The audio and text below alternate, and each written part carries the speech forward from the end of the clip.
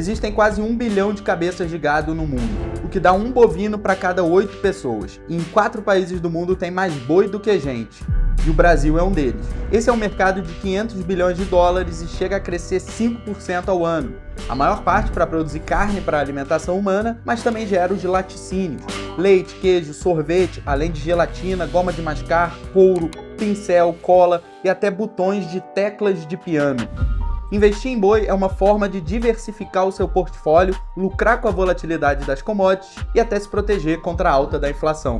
Nesse vídeo você vai entender tudo sobre como investir nesse mercado sem precisar ter um boi no seu quintal. Você consegue isso através de instrumentos financeiros acessíveis até mesmo por um aplicativo do celular. Esse vídeo não é uma recomendação de investimento ou de corretora, eu só quero reunir as informações mais relevantes desse mercado para você tomar a sua própria decisão de investimento ou de trade, e o boi gordo é um excelente ativo para operações de day trade, swing trade e position. O ciclo de vida do boi de corte tem 3 fases: cria, recria e engorda. E o produto gerado nessas fases é, respectivamente, bezerro, boi magro e boi gordo. Tudo começa com as matrizes, as vacas mães dando à luz uma vez por ano. O bezerro nasce pesando de 30 a 40 quilos e pelos 8 meses seguintes se alimenta do leite materno. E aí que ele começa a pastar. O desmame se dá lá pelos 100 quilos, quando entram na fase de recria e vão pastar por mais de 6 a 10 meses, até passar dos 200 quilos, quando já podem ser encontrados nos leilões e no mercado financeiro sob a alcunha de boi magro ou feeder cattle. No segundo ano de vida, eles vão para o confinamento, onde com os devidos suplementos alimentares e cuidados veterinários vão passar dos 500 quilos e se tornar o boi gordo, ou live cattle, com especificações diferentes do boi magro no mercado.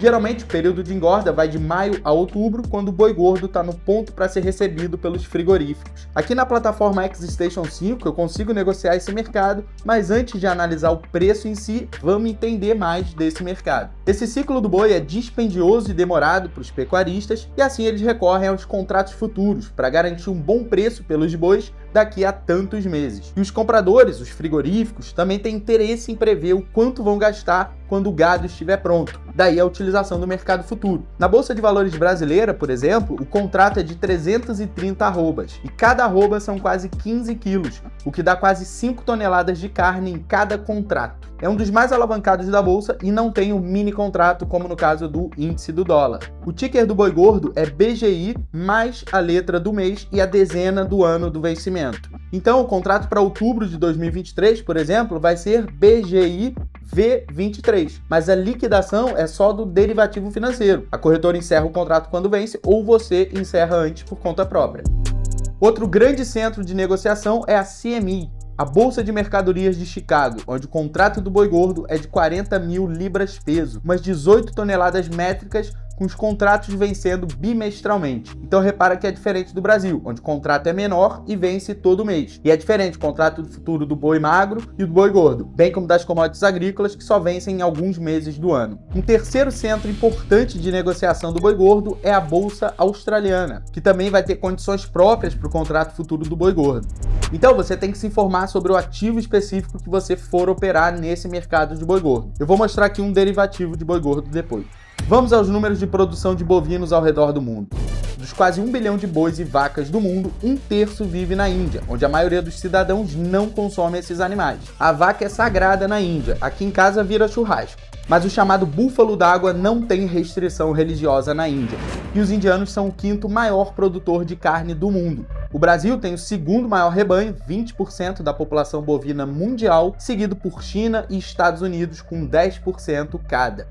Já a produção de carne em si é de 60 milhões de toneladas por ano, sendo 12 milhões no maior produtor, os Estados Unidos, seguido por Brasil, União Europeia, China, Índia e Argentina. Mas como o consumo de carne depende da renda da população, os Estados Unidos consomem muito da sua produção internamente, fazendo do Brasil o maior exportador do mundo, com 2,7 milhões de toneladas, quase o dobro do que os Estados Unidos exportam, com a Austrália, Índia e Argentina em seguida. E quando eu mencionei que 4 países do mundo têm mais boi do que gente, eles são os seguintes: Uruguai, Argentina, Brasil e Nova Zelândia. Já entre consumidores de carne, O maior são os Estados Unidos, seguido de China e Brasil, e entre os maiores importadores estão a China, Coreia do Sul e Rússia. Agora que você já sabe onde é produzido e consumido o gado de corte, vamos pensar em 4 fatores principais que influenciam no preço do boi gordo e nos riscos desse mercado. Primeiro, crescimento populacional e econômico. Quanto mais gente no mundo e maior a renda das pessoas, maior o consumo de carne. Quando a economia vai mal, as pessoas vão trocar a carne bovina pela carne de aves e suínos e o seu preço tende a cair. Tem a questão do clima e safra. O mercado do boi é pouco relacionado com outros mercados, exceto de grãos, como o milho e a soja. Se tem uma seca, ela encarece os grãos que alimentam o gado e o seu preço sobe. Mas se muitos fazendeiros venderem o gado para não arcar com o preço mais alto dos grãos, o preço do boi gordo cai. A relação do preço boi e milho é uma dinâmica que pode ser explorada pelo trader. Como a produção bovina utiliza muita água e terra, os consumidores mais jovens têm buscado reduzir o consumo de carne vermelha. Com isso, a previsão é que esse mercado só tenha um crescimento expressivo na Ásia, em especial na China. Lembrando que também existem doenças relacionadas a esse setor, como a vaca louca. Essas questões vão sempre sendo monitoradas pelo mercado financeiro. Quer um exemplo? Em março de 2023, um único animal doente lá no Pará bloqueou toda a exportação de carne brasileira para a China. Mas logo depois tudo foi retomado porque viram que era um caso isolado. Todos esses fatores de produção e consumo e riscos inerentes são importantes para você entender e obter vantagens quando você negocia esse mercado do boi. Eu tenho uma playlist aqui no canal explorando todos os padrões gráficos que você vai poder utilizar em qualquer commodity. Eu super recomendo essa playlist de commodities aqui do canal, tá ficando bem bacana e esse vídeo é mais um vídeo para incorporar nessa playlist. Negociar a commodity boi gordo traz diversas vantagens para o trader ou investidor. A primeira é que esse mercado é em geral mais descorrelacionado da renda fixa e variável. Ele segue uma lógica própria, com tendências de preço longas e bem definidas, e uma alta alavancagem e liquidez favorecem quem sabe operar direito. A segunda vantagem é que esse é um excelente mercado para se blindar contra a inflação. Explicação óbvia, vamos supor que os preços estão subindo, né? O seu churrasquinho está ficando mais caro, beleza, mas você abriu aqui a plataforma XStation, comprou o gado, então você está pagando mais caro lá no mercado, mas você está lucrando com a alta dessa commodity. Então olha que interessante, esses instrumentos financeiros permitem lucrar com esse mercado, porque por enquanto você só gasta dinheiro com esse mercado, comprando carne, mas agora você pode lucrar com esse mercado operando por uma plataforma. Mas nada que é recomendação, tá? Não estou fazendo recomendação nem de plataforma, nem para você investir em boi. Então, existem várias formas de se investir nesse mercado, por exemplo, uma cesta de commodities que inclua boi, mas também tem metal e energia, assim você fica um pouco mais diversificado.